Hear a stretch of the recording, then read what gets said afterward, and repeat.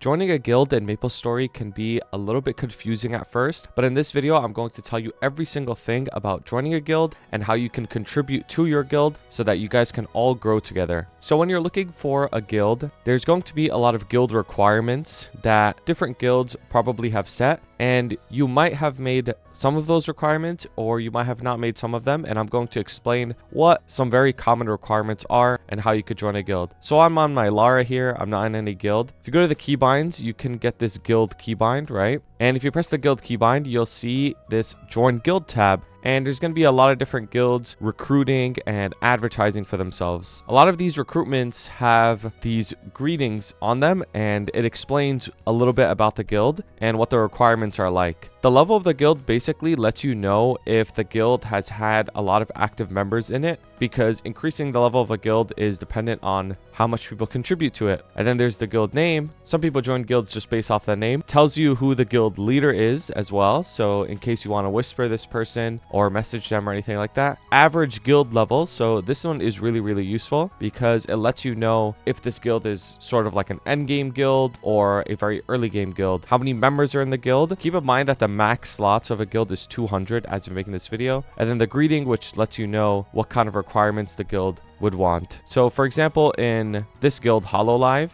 if you click on it, it says level 225 mains plus. So I'm level 215. That means I probably wouldn't join. New and returning. So they accept new players, returning players. Chill progression, Discord, so they have a Discord community, which is huge. Culvert or flag for G skills. So what does that mean, right? I'll explain what that means, but basically those are the requirements to get the guild skill buffs that you're going to want. And then leave an intro. So for example, if I were to want to join this guild, I would press request and then I would give an intro, right? I would say rank 1 Lara Genius will contribute to Culvert/flag, something like that, right? You request and then you wait, and then one of the guild's admins would either accept you or deny you. So since that guild was 225 plus and I'm only level 215, I would look for a guild that I would probably be able to join. Or maybe I really want to join that guild, so I would go level up first and then come back. I see this guild, Threads, level 17, plus 25 star force, plus 9% damage, mules welcome. So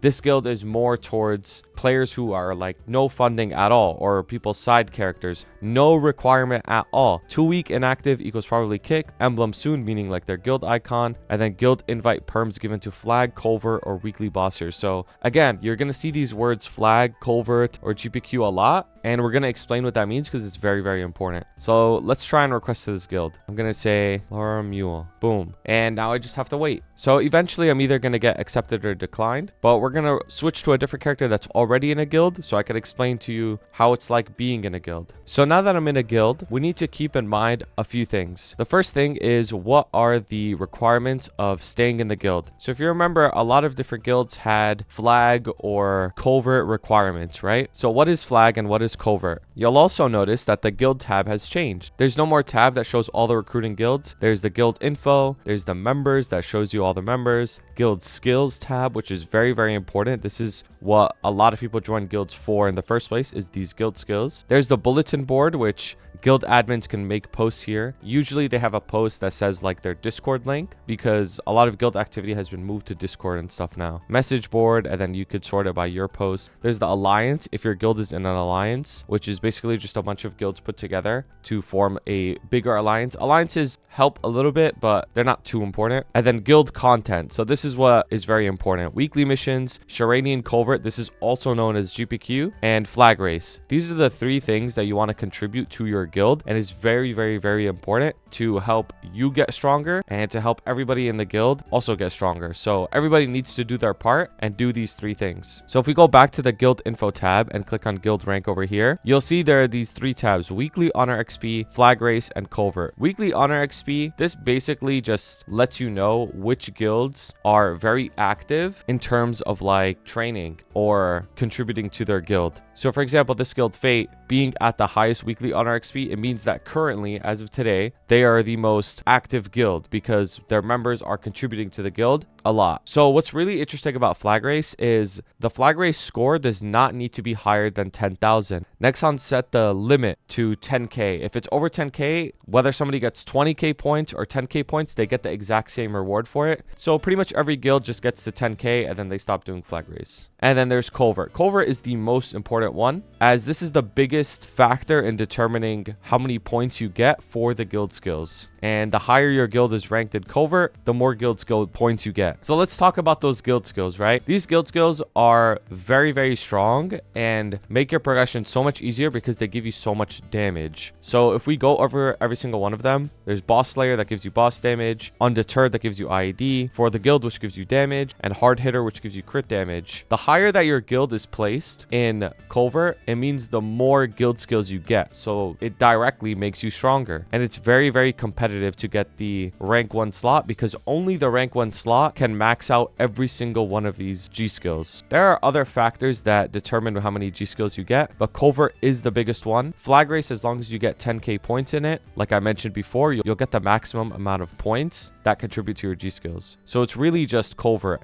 basically. Now, if we go back to guild contents, this is what I mentioned is how you contribute to your guild. So weekly missions, what weekly missions are is you get points based off of how many bosses you've killed and what difficulty the bosses are and how many mobs you've killed. So for example, every single week, each member in the guild can get up to 5 weekly mission points. And you could get these weekly mission points by either killing mobs or killing bosses. So as long as you are playing this game actively, you're doing your dailies, you're doing your weeklies, you'll max out on the weekly mission points and you don't have to worry about it. This is very, very, very easy and it takes literally no effort. All you have to do is just play the game and it'll self-complete. Now, Shiranian Culvert, this is the very important one that you need to do for your guild. It doesn't really matter if you're weak or if you're really strong. You should always do it for your guild because it helps everybody, including yourself. So Shiranian Culvert, you press enter here, right? And then this dialogue comes up and you want to press enter the Shiranian Culvert. You'll be moved to this map where there's this dude here, right? If you talk to him, you could enter the Shiranian Culvert. Basically what this is a 2-minute boss that you can just keep hitting nonstop. And based off of your damage, you'll get a score for it. So when you enter, you'll be placed in this room that has like a 2.5-minute timer. This is the preparation room where you want to pop all of your buffs. A really, really good resource for you guys is your class Discord, because your class Discord will usually have an optimal Culvert rotation to help you score as high as possible. So you want to pop all of your buffs outside here. And now that I popped all of my buffs, I am ready to enter, right? So you have to talk to him again and press yes. And then there's going to be a timer that starts. And as long as you hit this boss as it spawns, it's going to determine how many points you get. So you can see clearly I'm hitting the boss, and because I'm hitting it, the points are going up. So depending on how strong you are, it'll determine how many points you get. And as you hit this boss longer and longer, you'll see the stage number increase. And this stage number increases based off of how strong you are. And the boss gets tankier and tankier every single time the stage number goes up. It transforms into a stronger version of the boss. If you were to die in this stage, it would just count how many points you got right before you died, and you would have to re-enter ideally. So for me, I was able to get around 580 points, right, on my fire poison. And once the timer runs out, you'll be teleported to this room. He'll tell you how many points you got, and either you can return to the Culvert entrance, which will kick you out of the place entirely, or you can retry. So if I press retry, I'll still have all the buffs that I popped. But if I were to press return to Culvert entrance and I left, and then I'd want to re-enter, like, oh my god, I want to try again, and you re-enter, you'll lose all of your buffs. So make sure that you press retry if you want to try again. So this is something that you need to do every single week, at least once, so that you can contribute to your guild's guild skills and your guild's rank, and you guys can all grow together and get stronger through the G skills. It's something that is very, very important. You'll see it a lot when people are recruiting for guilds or they're talking about guilds. Oh, do your Culvert, do your GPQ. You'll hear that all the time. So now that I did my Culvert, I got my guild 585 points. My guild was placed on the rankings. The guild's ranking is based off of the total number of Culvert points that you got. So for me, because I'm the only one who did it in this guild, we have 585. And just from these 585, this number in yellow tells you how many guild skill points you're going to get at the end of the week. So since I got 585 and that put us in rank 46, it means we're in the top 70% of guilds and we're eligible for 13 points for the G skills, which means I would be able to allocate like 13 of the points out of 15 to this, for example. And as this number goes up and as people do more dailies and bosses, these yellow numbers will keep going up and you'll get more guild skills. Now, the last thing we need to talk about is flag race. So you could see last week it said we got 10,100 flag race points, because if you remember, all you need is 10,000 points to get the maximum amount of Noblesse SP rewards. You'll hear that as well. So if you want to do flag race, you press enter and you'll see what this week's race is. So this week is Night Snowfield. Every week it changes. So it goes from night snowfield to day snowfield to sunset snowfield and then back to night. So every week there's this rotation of 3 different maps that you're going to have to learn to contribute to flag race. To be fair, a lot of bigger guilds already have the flag race covered, but it still is very important for you to learn how to do it, because maybe you need a few extra points that one week. Most people aren't in like these end game guilds that can just hard carry the flag race. So you're going to want to learn how to do it. So you can practice flag race all you want as well. There's the practice course and you could choose which one that you want to practice. I'm going to leave guides to flag race in the description so that you know how you can get the maximum amount of points of this and finish the race really, really quickly. So all flag race is, it's just this 1 lap obstacle course. And the faster that you clear, the more points you'll get. So there's another thing about flag race that I didn't mention. If you want to enter flag race, you need to have at least 1 out of the 5 weekly mission points done. And if you want 1 of the 5 weekly mission points, it means you either have to kill 1,000 mobs or get,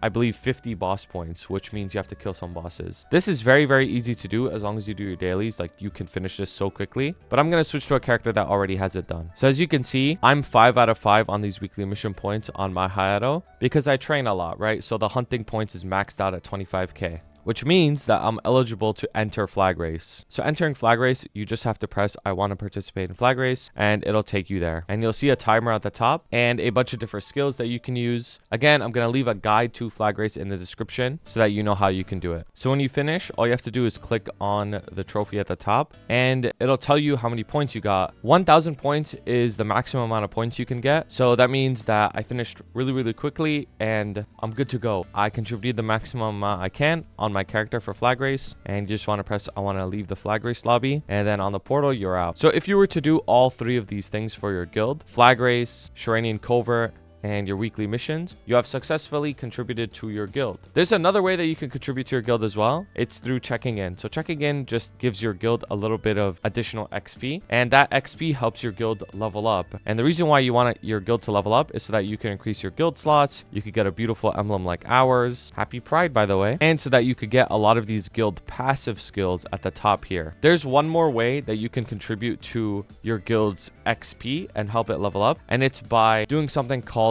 guild capping. You'll hear that all the time. Does anybody want a guild cap? People will say that in the guild chat all the time if you're trying to grow a guild from early on. So guild capping, what it means is if you go on this member tab, you'll see this contribution here. Different members have different amounts of contribution, and this contribution number, right, 600,000, 450,000, and so on, this gives your guild a lot of XP and levels you up. And if you want to contribute to your guild more, there's different ways to doing it. You can either kill bosses by yourself, you could either kill mobs by yourself, and all of that helps contribute to your guild cap. But the cap is 5,000 contribution points per day that gets added onto the guild XP. And the fastest way to do it is doing it in a party with somebody else in your guild. So very often people will ask in the guild chat, does anybody want a guild cap? And basically what they're saying is, does anybody want to kill some really basic early game bosses, and it'll max out the guild contribution for that day. So generally what people do is they'll say, do you want a guild cap? They'll party together and then they'll kill these Root Abyss bosses, the normal version. They'll kill normal Root Abyss, Pierre, Von Bon, Crimson Queen Vellum, and then they'll kill normal Mag together. And just killing those bosses together gives you the 5,000 points that you could get max for helping your guild level up. Other people also do Magnus and normal Populatus, so you only have to do 2 bosses. But as long as you get the bonus 5,000 contribution, it means you capped out for the day. So all in all, that's how you contribute to your guild. If you're a new guild and you want to learn how to level up your guild, that means you're going to have to do something called called guild capping, which we just talked about. And if you are a guild that really wants to get guild skills, that means you're going to have to do these 3 things over here: the weekly mission points, the Charadian Culvert, and flag race. If this video helped you out, maybe consider helping me out by subscribing or sharing this video with somebody, or maybe watching some of my other videos. If you want to talk to me directly, you could pull up to my stream. I stream almost every single day. And with that being said, thank you so much for watching and have a wonderful day. Thank you so much to my members: Blazefire, Shooms, Uju, Shagad, Ravi Espa, Grim4K, Koga, Pabo, Piconir, Jesse, Niles, and Dante Victory. I appreciate you guys so much.